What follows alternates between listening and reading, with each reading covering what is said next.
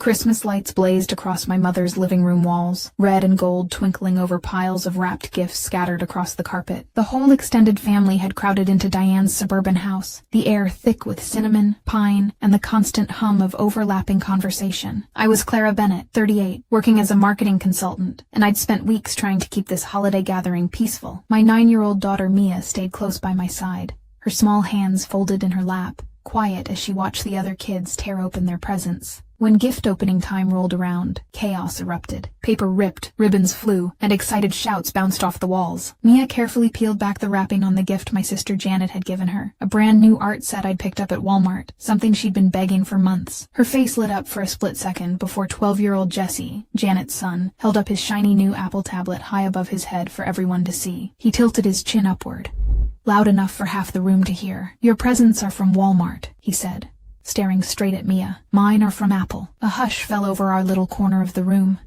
I froze mid-sip of my eggnog. Mia's smile faded completely. She stared down at her brand new art set resting in her lap, her fingers tightening around the cardboard box. She didn't argue.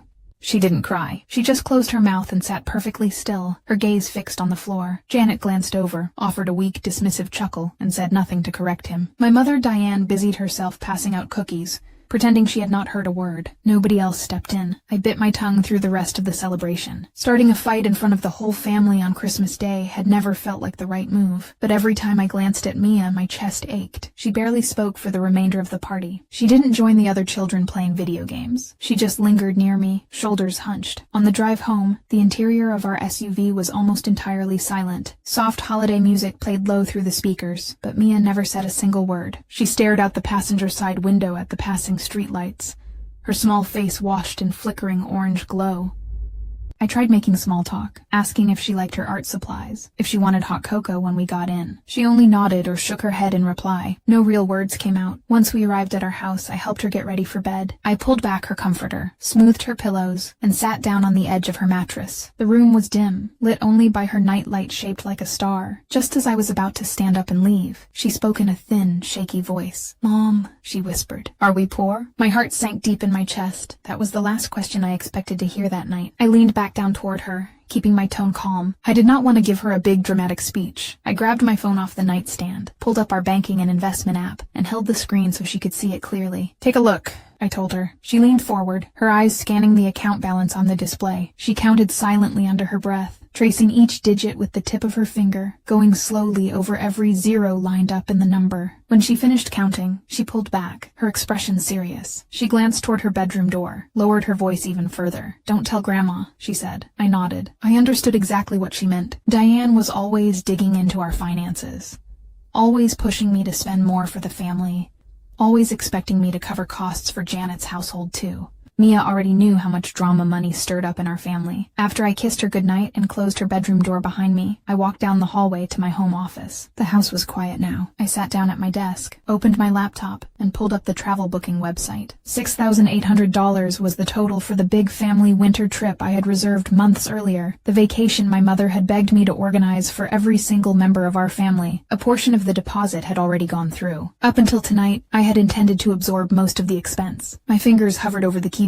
Everything felt different after what had happened at Christmas. I could not bring myself to go along with the original plan anymore. I began adjusting the booking settings, rewriting portions of the reservation, changing payment allocations, rewriting who was responsible for what costs. I worked late into the night, long after midnight. The next morning, I woke up and reached for my cell phone on the nightstand. The screen lit up. My breath caught. 44 missed calls sat stacked in my call log. Every single one of them was from my mother, Diane. Text messages poured in one after another, angry, urgent, demanding I call her back immediately. The quiet, fragile illusion of our peaceful family holiday had completely shattered. I stared at my phone screen for several long seconds, letting the weight of those 44 missed calls sink in. Every notification buzzed softly, lighting up one after another, and I knew exactly what waited on the other end of the line. Diane would be furious.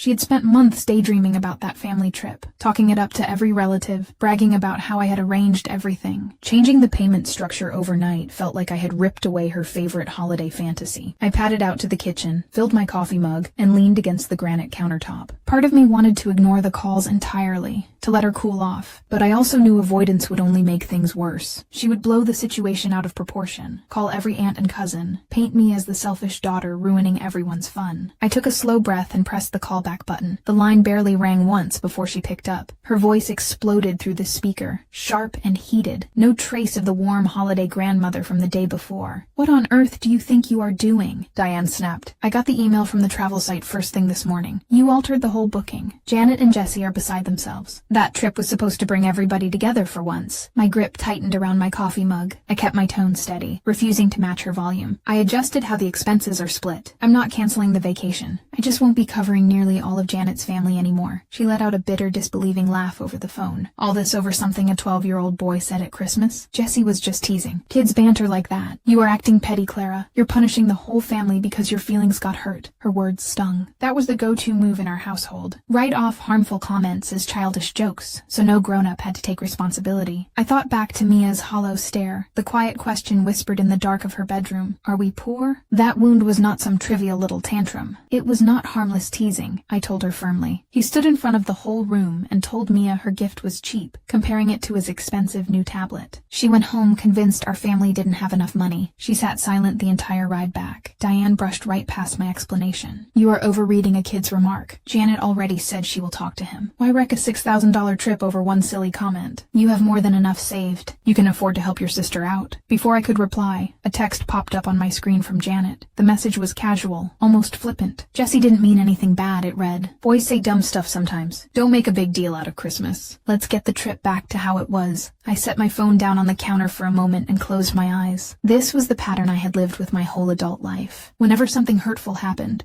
everyone pressured me to brush it aside for the sake of family harmony. My feelings, and now my daughter's feelings, always took second place. They expected my money and my compliance, but never gave my child's dignity the same consideration. I told Diane I would not revert the booking, and she grew even angrier. She brought up all the sacrifices she had made raising me, talked about how families were supposed to look out for one another. When I still would not yield, she ended the call with a sharp warning. "This isn't over," she said. "I'm coming over to your house this afternoon. We are going to sort this out face to face." The line went dead. I stood there in the quiet kitchen, coffee gone cold in my hand. Outside the kitchen window, snow drifted softly down across my front lawn. The peaceful winter scene felt completely disconnected from the storm building inside my family. Upstairs, Mia was still asleep in her room, unaware that her grandmother was already marching toward our front door to fight over money and pride. I realized in that moment Jessie's cruel Christmas remark was never just one isolated, thoughtless line. It was something nurtured, allowed, even encouraged by the adults around him. Janet overlooked his arrogance. Diane valued flashy gifts and appearances far more than kindness. The whole household normalized ranking people by how expensive their possessions were. This was far bigger than one 12-year-old boy's bad manners. I set my mug in the sink and walked toward the front hallway. I needed to prepare myself for Diane's arrival. I had hoped to avoid a direct confrontation, but there was no turning back now. The thin surface of polite family peace had already fractured completely, and there was no easy way to glue it back together. I spent the next couple of hours going over exactly what I planned to say when Diane showed up. I kept reminding myself this was not about winning an argument. It was about drawing a firm line so Mia would never again be made to feel inferior in front of our relatives. I double-checked the travel booking on my laptop, confirming the new payment splits were locked in. The deposit was non-refundable for portions I had already paid, but Janet's family would now be responsible for their own airfare, hotel nights, and activity fees. I was still covering my own and Mia's share, and I hadn't scratched the trip entirely. It just was no longer my personal charity project for my sister's household. Around 2 in the afternoon, tires crunched over the snow-dusted driveway. I peeked through the front window and saw my mother's sedan pull into my driveway. She did not even bother knocking. She pounded hard against the front door, sharp, heavy thuds that echoed through the entryway. I unlocked and pulled the door open, and she brushed straight past me, storming into my living room with her winter coat still zipped up. Her cheeks were flushed from the cold, but her eyes burned with frustration. "Clara, this nonsense stops right now," she said, stopping in the middle of my living room rug. "Fix that travel booking before more damage gets done. Your sister is stressed out. Jessie is upset because everyone is talking about the trip possibly falling apart. I closed the front door behind her and folded my arms across my chest. The trip is not falling apart. Janet's family simply pays for themselves now. That is all. Diane threw her hands up in exasperation. Where is your loyalty? You make good money. You live in this nice house. You have money sitting in your accounts. Why can't you help your own blood? Her words twisted in my chest. This was the familiar script I had heard my whole adult life. My success was never treated as something I earned through long hours and tough career choices. To her, it was a shared family resource to be handed out whenever someone else wanted something. Loyalty goes both ways, I replied. Loyalty means you don't let a kid humiliate my daughter in front of the whole family and then write it off as nothing. Mia left Christmas believing we might be poor. That damage doesn't vanish just because you want to pretend it never happened. Diane huffed, pacing back and forth across my floor. Kids get their feelings hurt all the time. You cannot shield Mia from every little unkind comment the world throws at her. This trip was supposed to create happy memories for everyone. Are you really going to throw that away over one hurt moment? I felt my temper start to rise. Before I could answer, the front door swung open a second time. Janet stepped inside, followed by Jessie. My sister had driven over with our mother. Jessie lingered near the doorway, scrolling on his tablet, barely paying attention to what was unfolding. I had not invited any of them over. They had just showed up together. Janet spoke up immediately, her tone tight and defensive. Mom told me you are refusing to change the booking back. Jessie already said he didn't mean to make Mia feel bad. What more do you want from us? I glanced over at Jessie. He did not look remorseful at all. He looked bored, tapping away at his screen. There was no genuine apology in his body language. I want him to understand why what he said was cruel, I told them. Not just a quick throwaway line to get everyone off his back. Mia sat silent for hours because of those words. Diane cut in loud over me. You are holding this child to an impossible standard. He is 12. He doesn't process things the way grown-ups do. The conversation spiraled fast. Diane lectured me about gratitude for family. Janet kept circling back to how expensive the trip would be for her household. They framed me as cold, ungrateful, stingy, willing to ruin everyone's fun out of petty resentment. I kept my ground, repeating my boundary, even as their voices grew louder. At one point, Mia came down the stairs, drawn by all the raised voices. She froze halfway, eyes wide. Catching sight of our angry group in the living room, seeing her standing there stopped me cold. I did not want my 9-year-old watching her grandmother and aunt shout at me inside our own home. Mia, go back upstairs to your room, please, I said gently. I will come talk to you in a little while. She turned and hurried back up the steps without argument. Her retreat drove a sharp new pain through me. This was exactly the kind of family chaos I had always tried to protect her from. I had shifted the travel booking to spare her future embarrassment, and now the conflict had landed directly inside our house. Diane and Janet finally left 20 minutes later, still unsatisfied. Still convinced I was in the wrong. As their cars pulled out of my driveway, the house fell quiet again. I sank down onto my living room couch, exhausted. I had stopped being the passive, agreeable daughter they expected. But the cost was already clear. My own family was painting me as the villain. Worse, the fight had spilled into my safe home, and Mia had witnessed the start of it. There was no going back to the easy, pretend harmony we had kept for so long. The quiet after Diane and Janet drove away felt heavier than any shouting match. I wandered upstairs to check on Mia, and found her curled up on her bed, staring out the frost-frosted bedroom window. She did not turn her head when I stepped inside. I sat down beside her, careful not to crowd her space, and told her the grown-ups had been arguing about the trip. I kept the details soft, trying not to dump all my frustration onto her shoulders. She only nodded, her gaze still fixed outside, and did not ask any follow-up questions. I could tell the noise downstairs had unsettled her, but she was holding everything inside, just like she had at Christmas. Downstairs later that evening, my phone kept lighting up. Our extended family group chat blew up.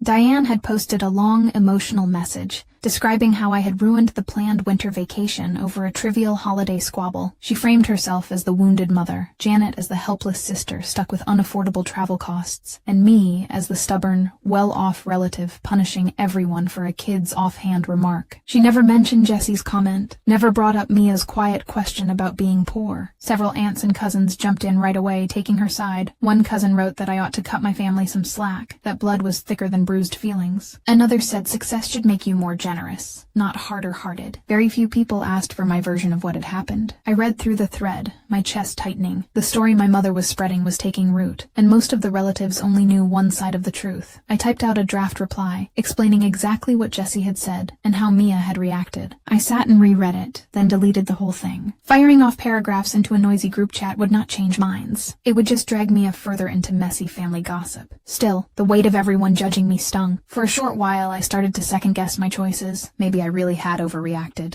Maybe I should just reset the booking and let it all blow over. The thought lingered in my head, tempting and easy. I pulled out my phone and opened the photo album. I had snapped a candid picture of Mia on Christmas night, sitting in the backseat of the SUV, face dim in the streetlight glow. Her eyes looked hollow, all the joy gone from her features. Looking at that photograph washed away my urge to surrender. If I backed down now, I would send Mia a terrible message. Her self-respect did not matter when family comfort was on the line. Janet sent me a private text later that night, more measured than the group chat posts, but still defensive. She said Jesse had gotten lectured, that he understood he shouldn't talk about gifts like that anymore. She begged me to revert the travel costs, insisting she could not come up with thousands of dollars on short notice. She hinted that if the trip fell apart, it would all be on my conscience. I paced my living room, thinking through her situation. I knew Janet's household income was tight, but financial hardship did not give anyone permission to let my daughter be humiliated. I wrote back that I would not restore the original payment plan, though I told her there were cheaper travel alternatives she could look into if she still wanted to join us. Her reply came minutes later, short and cold. "You're really choosing pride over family." By midweek, I felt isolated. Most of the relatives had accepted Diane's narrative. Phone calls from distant family trickled in, each one gently trying to talk me into backing down. Even some old friends I had told partial details to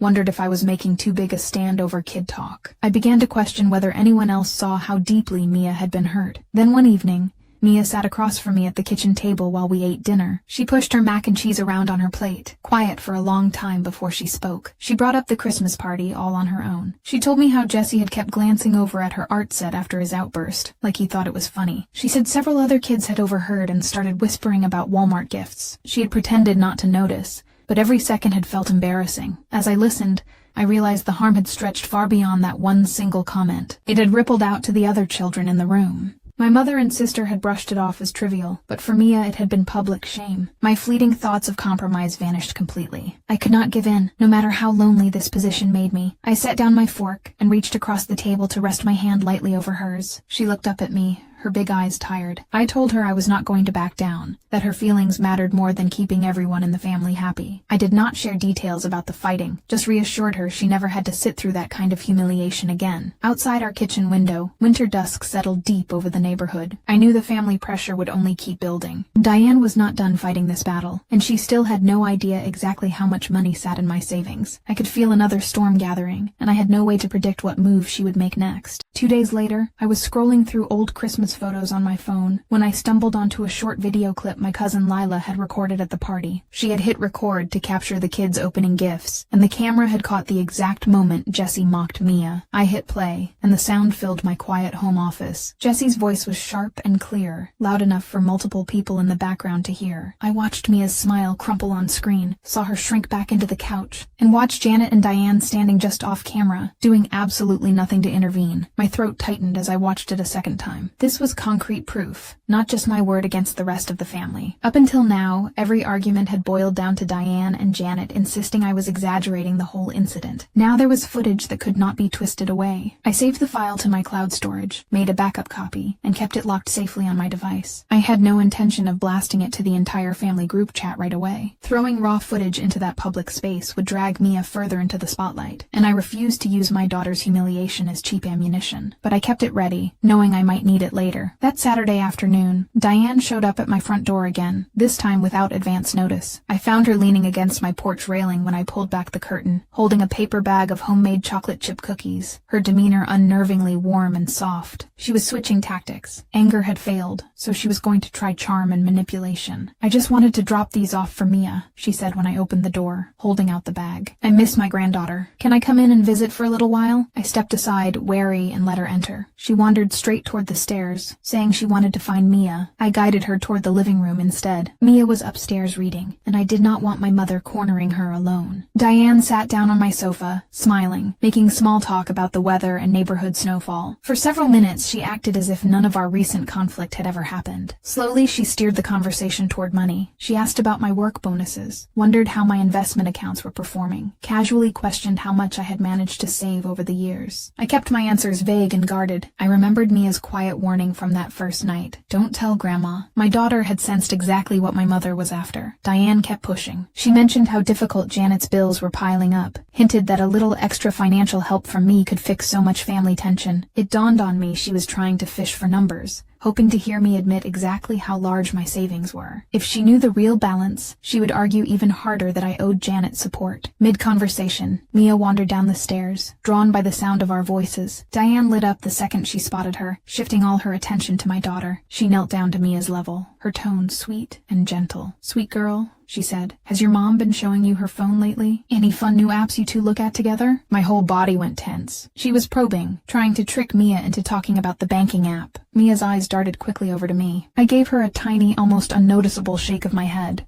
Mia pressed her lips together, shook her head firmly at Diane, and changed the subject, talking about the book she was reading. She held fast to her secret. She never slipped up, not for a single second. Diane's smile faltered. She could tell Mia was holding something back. She stood back up, her pleasant mask starting to crack. She could not get the information she wanted out of either of us. She stayed another 10 minutes, her small talk growing stiffer by the minute, then left with barely a goodbye. Shortly after she drove away, my phone buzzed with a text from my Aunt Karen, one of the more neutral relatives. Lila had shown her the party video. Karen wrote that she had watched the clip, and she could no longer dismiss my reaction as overblown. She said she would not post anything publicly, but she was no longer siding with Diane. That small shift felt like a tiny crack in the unified wall of family judgment.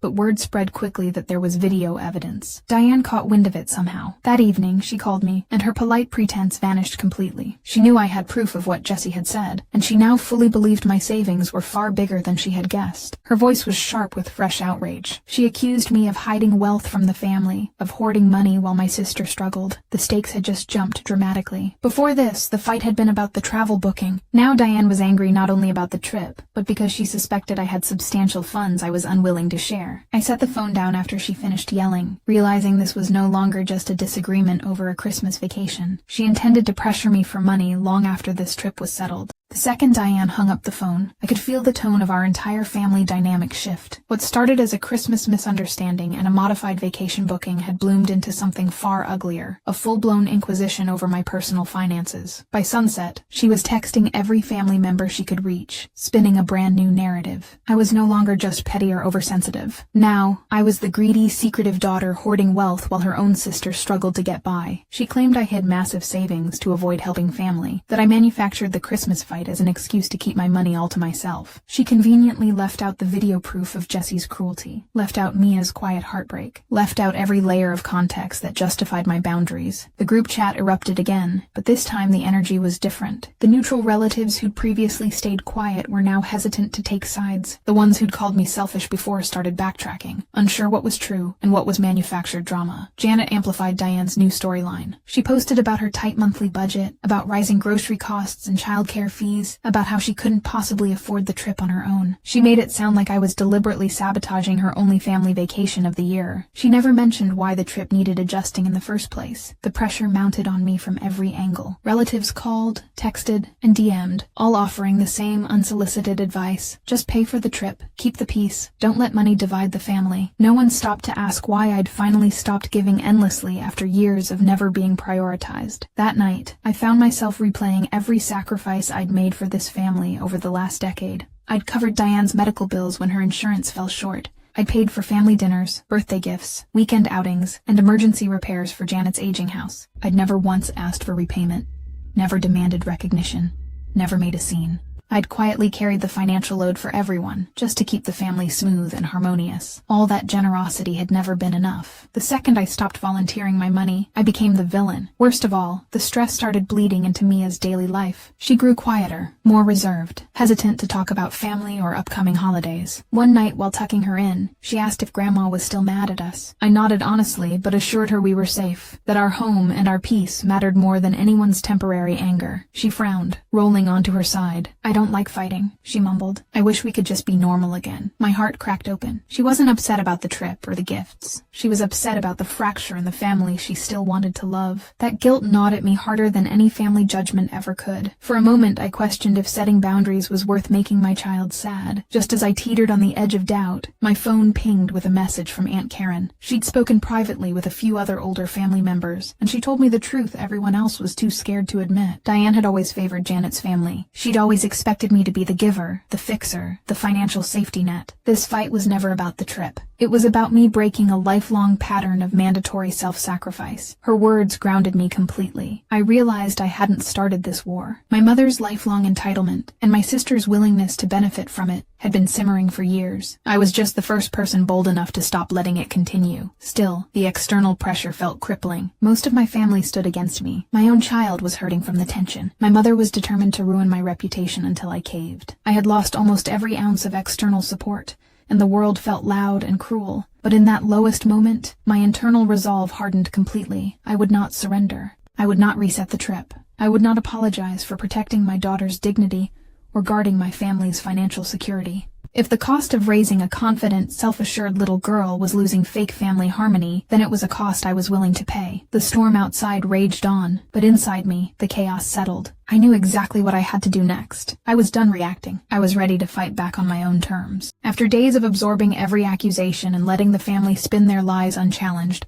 I was done playing defense. I'd spent too long proving I wasn't cruel, wasn't selfish, wasn't ungrateful. Now I was going to let the facts speak for themselves, without sacrificing my peace or my daughter's dignity. First, I finalized the travel booking adjustments once and for all, locking every new payment split into place. The trip was still happening. I wasn't stripping away the family vacation entirely, because I refused to let Mia lose a fun winter getaway just to punish the adults. But every single member of Janet's household was now fully financially responsible for their own flights, hotel stays, resort fees, and activity passes. No more hidden subsidies, no more quiet overpaying on my end, no more bailing them out to keep the peace. My money would only cover Mia and me, exactly how it should have been from the start. Next, I texted Aunt Karen directly. I trusted her neutral perspective, and she'd already seen the Christmas video. I sent her the full, unedited clip, along with a brief, calm explanation of everything that had happened. Jesse's public mockery, Mia's quiet breakdown, her late-night question about being poor, and the months of unspoken favoritism that had led to this breaking point. I asked her to share the truth only with the older, respected family members who'd been misled by Diane's one-sided stories, not to post it publicly in the group chat. I had no desire to humiliate Jesse or drag a child into adult family drama, but I needed the key decision-makers in the family to finally understand the full context. The effect was immediate and irreversible. Within hours, several elder relatives reached out to me privately, apologizing for rushing to judgment. They admitted they'd only heard Diane's dramatic version of events,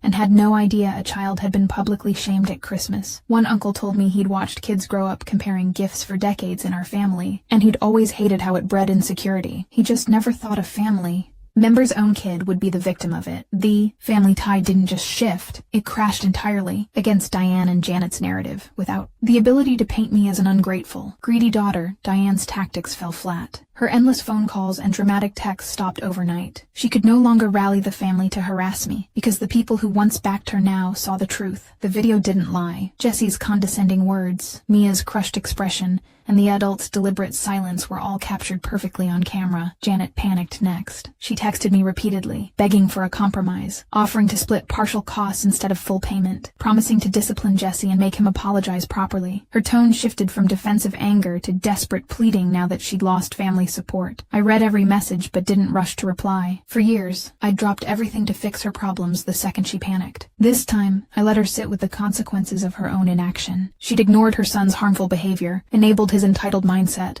and relied on my endless generosity to cover her lifestyle. Now she had to face the financial and social fallout on her own. That evening, I sat Mia down in the living room for a gentle, honest talk. I told her the grown-up fighting was almost over, that people finally understood how she'd felt on Christmas. I reassured her that her feelings were never overreacting, that no one deserved to be made to feel small or poor because of someone else's fancy gifts. She curled up next to me on the couch, quiet and thoughtful. "So we don't have to let people be mean to us anymore?" she asked softly. I wrapped my arm around her and squeezed gently. "Never again," I told her. In that moment, I realized my boundary wasn't just about the $6,800 trip. It was about rewriting the lesson my daughter would carry for the rest of her life. She didn't have to tolerate disrespect to keep family happy. She didn't have to shrink herself to make entitled people feel superior. She didn't have to stay quiet and hurt just to preserve fake harmony. For the first time in my adult life, I wasn't people-pleasing my family. I was protecting my child, standing firm in my worth, and letting everyone else adjust to my boundaries for once. The old unfair family rules were broken, and I knew without a doubt Diane and Janet would never regain the unearned power they'd held over me for so many years. With the family's narrative fully flipped in my favor, Diane and Janet were no longer fighting to win public opinion. They were fighting to save face. The once overwhelming pressure on me had now shifted entirely onto their shoulders, and they grew desperate to regain control of the situation before they lost every last bit of family respect. Diane abandoned her angry, accusatory texts and switched to her most manipulative tactic yet, maternal guilt. She called me late in the evening, her voice shaky and worn,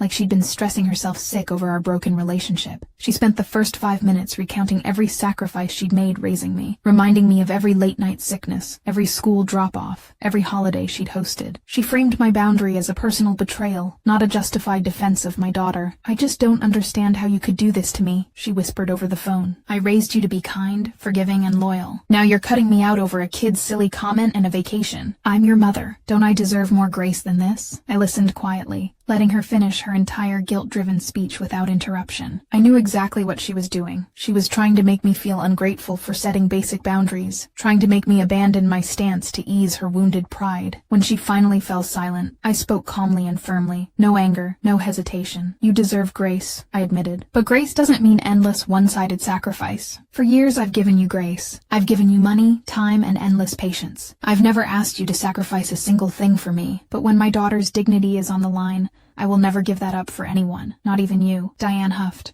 her fragile emotional act cracking instantly. "This is not dignity. This is stubbornness. Your sister can't afford this trip. You're leaving her out to suffer just because you refuse to let small things go." I'd had enough of her selective sympathy. I finally laid out every unspoken truth I'd spent years swallowing. I reminded her of all the times I'd covered family costs, all the medical bills, holiday expenses, and emergency favors I'd handled alone. I told her how unfair it was that I was expected to endlessly provide, while Janet never lifted a finger for the family, yet her child was endlessly coddled and praised. "You've always favored their family," I said steadily. "You let Jesse walk all over Mia at Christmas. You ignored her pain to protect his pride. Now you demand I pay thousands to keep your favored family comfortable, while my daughter sits with the memory of feeling poor and inferior. That is not motherhood. That is favoritism." Over on Janet's side, her desperation grew more obvious by the hour. She texted me a long, exhausted message, admitting she'd always known Jesse was spoiled, that she'd always turned a blind eye to his entitled attitude because she wanted him to have nicer things. She confessed she'd always relied on my financial help to keep up appearances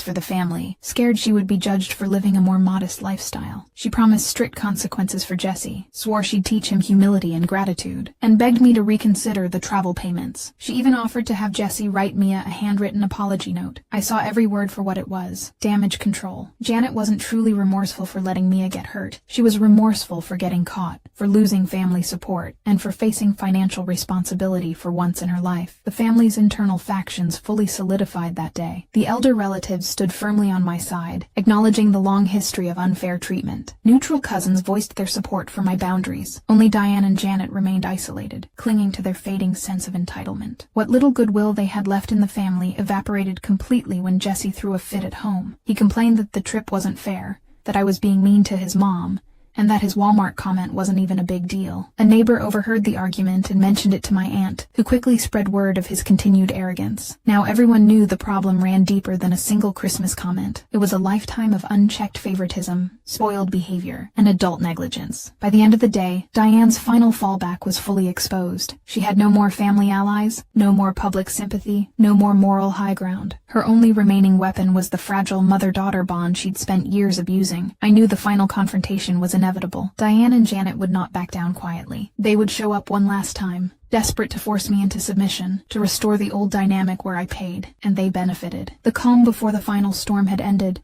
and the ultimate showdown was moments away. The final showdown arrived on a quiet Sunday afternoon, exactly 1 week before the scheduled family winter trip. Diane texted me short and firm: "We're coming over to settle this once and for all. No more running, no more games." I didn't hesitate to reply. I told them to come. I was done hiding, done compromising, and done letting unresolved family tension hang over my house.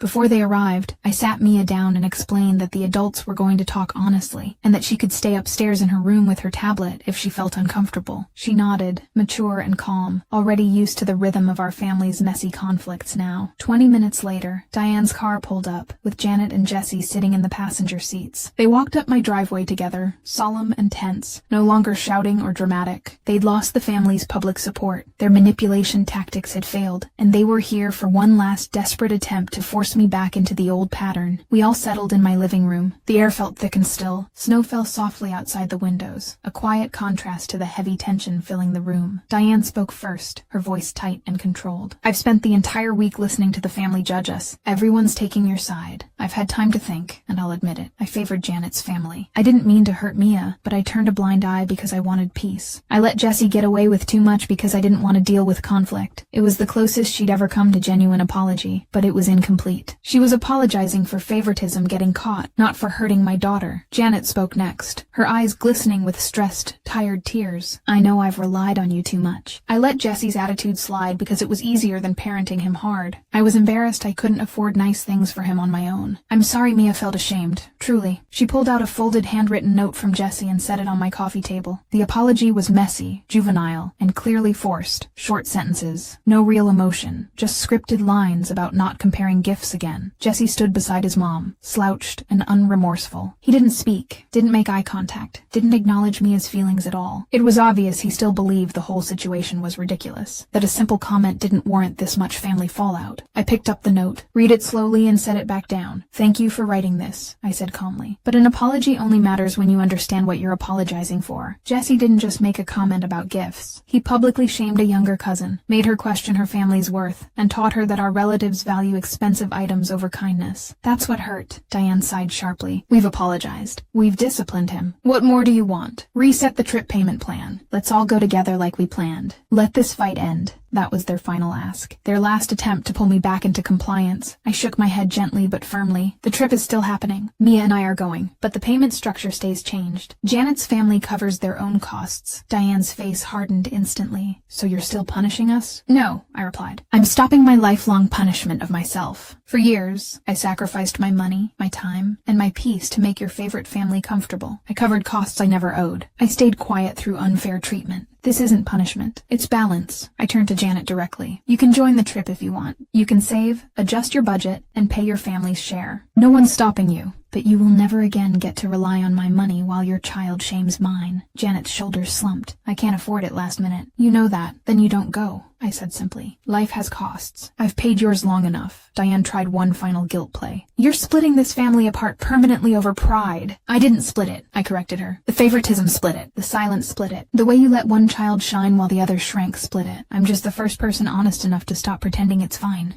Silence fell over the living room. They had no more arguments, no more manipulation, no more public opinion to weaponize. Every door they'd used to control me was locked shut. After a long beat, Janet nodded slowly, defeated. "Fine, we won't go. But I hope one day you realize you chose being right over family." I didn't flinch. "I chose my daughter's dignity over fake family unity. I will always choose her." Defeated and powerless, they stood up and walked out of my house. The front door clicked shut behind them, and the heavy tension in the room finally lifted. The long, brutal family conflict was over. The battle was won, but as I stood alone in my quiet living room, I knew nothing would ever go back to the way it used to be. In the quiet days after our final confrontation, the chaotic storm of calls, texts, and family gossip finally faded away. The constant pressure that had hung over my house since Christmas lifted, leaving behind a calm I hadn't realized I'd been missing. The family drama was officially over, but the quiet, lasting changes it left behind continued to reshape our lives in ways I hadn't fully anticipated. A few days before the scheduled winter trip, Janet texted me to confirm she and Jesse would not be joining. She kept her message short and neutral. No more begging, no more guilt-tripping. She'd accepted the consequences of their choices, even if she still didn't fully agree with them. Diane stopped reaching out entirely. She wouldn't text, call, or even acknowledge my social media posts. She was hurt and embarrassed after losing the family's support, and she needed space to process the new dynamic where I was no longer her endlessly compliant, sacrificial daughter. I didn't push for contact. For the first time in my life, I let my mother's silence exist without trying to fix it. Mia noticed the difference immediately. The quiet tension that had lingered in our home for weeks was gone. She stopped tensing up at every phone buzz, stopped worrying about family arguments breaking out. Her soft, cautious demeanor melted back into the bright, carefree confidence she'd always had before Christmas. On the morning we left for the trip, She packed her bag independently, chattering excitedly about the resort pool, the snow trails, and the morning breakfast buffet we'd planned to visit. Watching her laugh and light up again made every difficult conversation, every harsh accusation, every lonely moment of standing my ground completely worth it. Our trip was peaceful, warm, and untainted by comparison or judgment. We slept in a cozy mountain resort, walked through snow-dusted pine trails, baked cookies in our suite, and spent every hour focusing only on each other. There were no entitled comments, no quiet shame, no adults prioritizing favoritism over kindness. It was exactly the kind of happy, uncomplicated family memory I'd originally hoped to create with the $6,800 booking, just without the toxic dynamic I'd spent years tolerating. While we were away, the extended family slowly settled into the new normal. Relatives stopped messaging me about the conflict. No one tried to mediate or pressure me to reconcile. Everyone had seen the full truth. I hadn't ruined the family. I'd finally broken a toxic cycle no one else had been brave enough to end. When we returned home, life fell into a healthier, clearer rhythm. I kept the $6,800 I'd saved from covering Janet's portion fully allocated to Mia's college fund. I added a little extra from my own monthly earnings, letting that money grow steadily for her future. That sum no longer represented a family fight or a hard boundary. It represented security, investment, and proof that protecting her dignity always came first. Weeks later, Diane reached out for the first time since the fight. Her text was simple, unemotional, and free of manipulation. "I miss Mia. Can I take her for ice cream sometime?" I replied with clear, gentle boundaries. Mia could spend time with her grandmother, but visits would be low pressure, supervised, and free of gift comparisons, financial discussions, or family gossip. Diane agreed without pushback. Their visits were quiet and intentional after that. No more lavish gifts for one grandchild and empty gestures for the other. No more probing questions about money. No more planting seeds of inferiority in my daughter's mind. Diane treated Mia with consistent, gentle attention, not as an afterthought or a bargaining chip, but simply as her granddaughter. Jesse eventually apologized to Mia in person, months later. It was unforced and sincere this time. He admitted he'd been spoiled and arrogant, that he'd thought expensive gifts made him better, and that he now understood why his comment had hurt so deeply. Mia, kind and forgiving by nature, accepted his apology calmly. They didn't become close, but the quiet tension between them dissolved completely. I finally let go of the guilt I'd carried for decades. I learned that boundaries weren't selfish. Protecting my child wasn't petty. Refusing to endlessly sacrifice myself for ungrateful family wasn't ungratefulness at all. Real family love didn't require one person to give everything while everyone else took freely. This entire journey started with one cruel Christmas comment and a quiet little girl's broken question. "Are we poor?" Now Mia knows the truth. Poverty isn't a small, affordable gift from Walmart. Poverty is a family lacking kindness, equality, and respect. Wealth isn't a fancy Apple device or a paid-for vacation. True wealth is security, self-respect, and a home where she never has to shrink herself to keep the peace. This Christmas hadn't ruined our family. It had saved ours.